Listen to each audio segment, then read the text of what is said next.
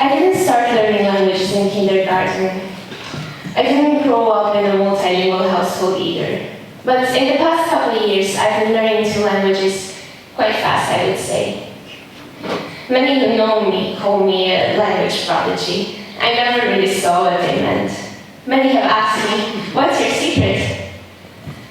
I don't know. I listen to music in my third and fourth languages sometimes, and occasionally I even understand the lyrics. And then at some point I do, and I just start using them in conversation. But that's just how it is for everyone, isn't it? That's what used to be my reply. Not too helpful, right? But today we're changing that. My passion for languages is strongly tied to music too. I've been singing in choirs since I was around 12 and have learned many songs in all kinds of languages I did not understand. And there's always been something so special in that. But you don't need choir to understand what I'm talking about. In varying degrees, we all have experiences with singing along to songs that we don't fully understand, or don't understand at all. Who hasn't been to a party yelling, "There is a place that Numa Numari"? The first time, you wait for the Numa Numa part, because that's the only thing you know. But over time, it gets solidified in our memory. We still don't know the words. We know syllables on that rhythm and that melody, without knowing where words end or start. And the more we do that, the better and better we become at mimicking sounds. Lyrics are nothing but a string of sounds in a particular order, and speech is no different. But why is it that one person's brain finds it so difficult to mimic what we hear, and somebody finds it so easy? We've all lived this at one point or another. In our head, we all sound like native speakers in all our languages, and then we open our mouth. But where does it go wrong, and how can we change that? Of course, my answer will be, like for many other things in my life, music. Language and music are very similar. When we are babies and learn our first languages, we listen to sounds and produce our own without distinguishing between singing and speech. Language and music are both auditory phenomena that are organized in structures of sequences and hierarchies. So it makes sense that there is a connection somewhere. But to understand that, let's look at how we learn languages first.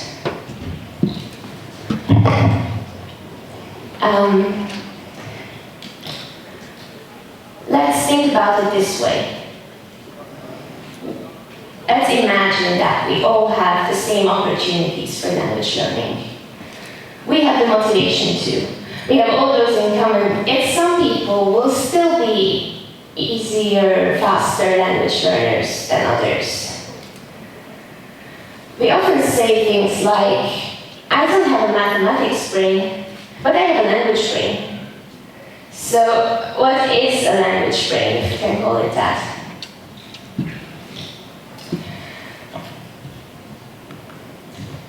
Scientists have found differences on multiple levels in our brain between talented and average language learners. When we have all those same conditions and some people are still faster, that is called the language aptitude. That is our initial capacity for learning a language. We use many areas of our brain to learn languages. For example, the auditory cortex that analyzes sound and attaches meaning to it.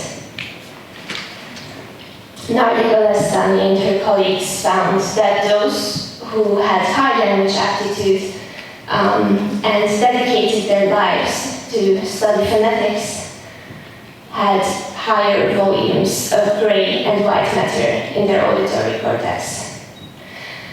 That suggests that either their intense training changed their brain structures, or they were born like that, gifted. So, are we born with different brains? Well, to some extent, yes. the number of gyri that we have.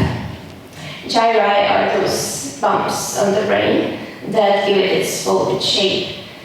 Herschel's gyri are gyri on the auditory cortex, and we usually only have one.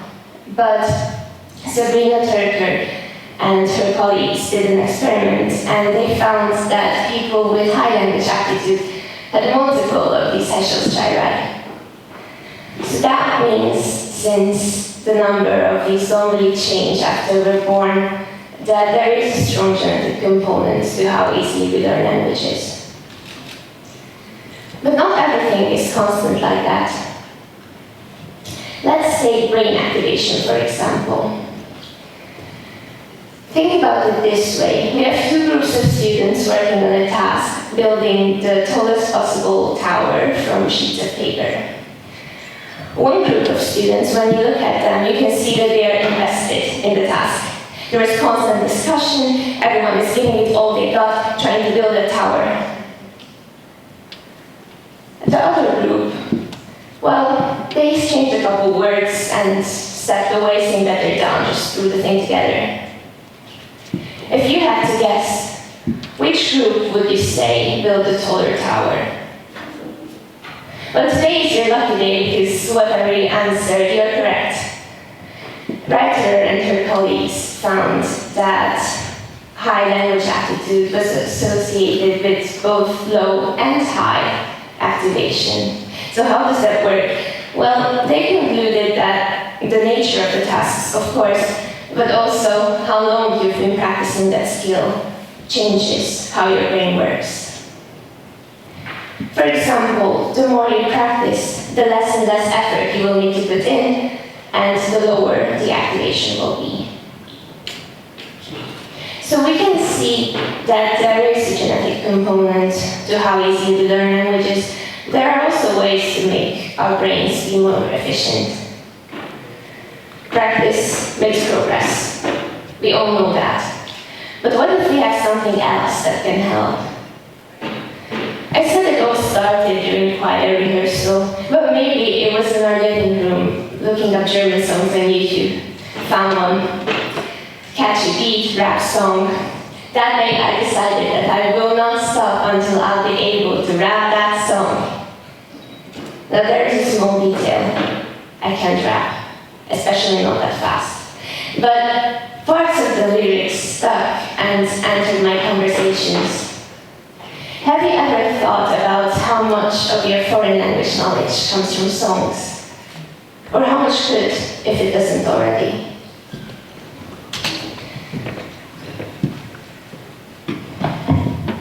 Music has so much potential that doesn't get talked about. Musicality is one of those non-genetic factors that influence language learning. But what are we talking about exactly when we say the word musicality?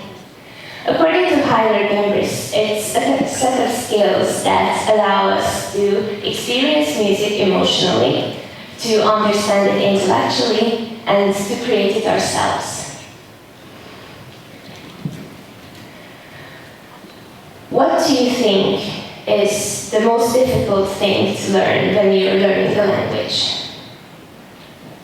Well, some say that it's lexical tones in languages that have them, such as Thai and many varieties of Chinese. What you can see here is 4 words in Mandarin Chinese that have almost identical pronunciations. The only difference is the pitch. On the first one, it's steady. On the second one, it goes from low to high, and so on. What we call lexical tones is when differences in pitch on a syllable of a word change the meaning of the word. Franco de Lugo and his colleagues found that learners who had high musicality scores could distinguish between these lexical tones more easily. And if you think about it, it makes sense, because the basis of music is, among other things, playing with pitch.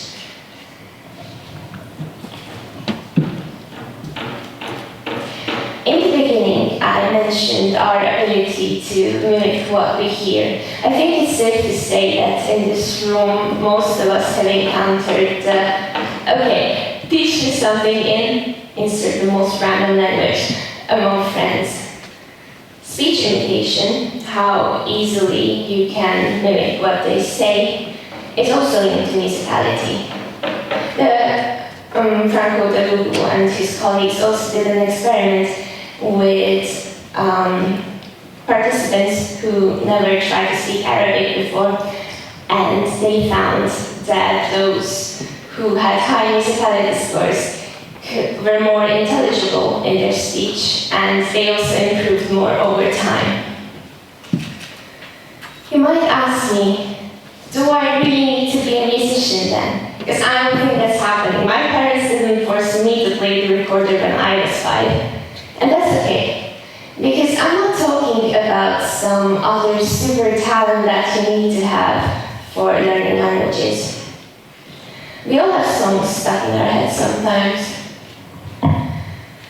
When that happens, parts of the song enter our inner monologue.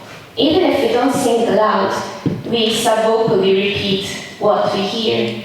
And with that repetition, it becomes rehearsal, even if it's involuntary.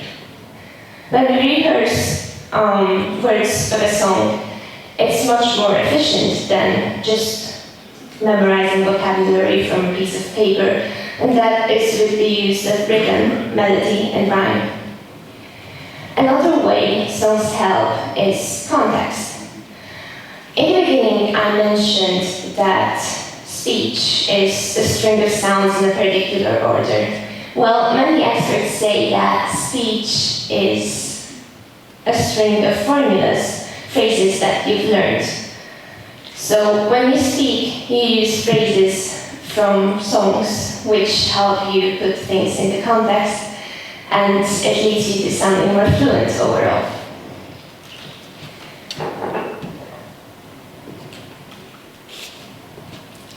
What do you think is the ideal learning condition? Well, if you've tried to use your well-rehearsed foreign language knowledge in real-life situations, you know the embarrassment and the confusion. I do. The native speaker in front of us always refuses to follow the script that we created, and stress is not an ideal learning condition. The best learning occurs under low anxiety, high self-confidence, and high motivation. And songs help create that atmosphere. A pop song has the feeling of a conversation, just at a much slower speed. And it's repetitive, and it puts things into context, and we avoid those difficult social interactions that often don't end well. I'd say it's a pretty good place to start.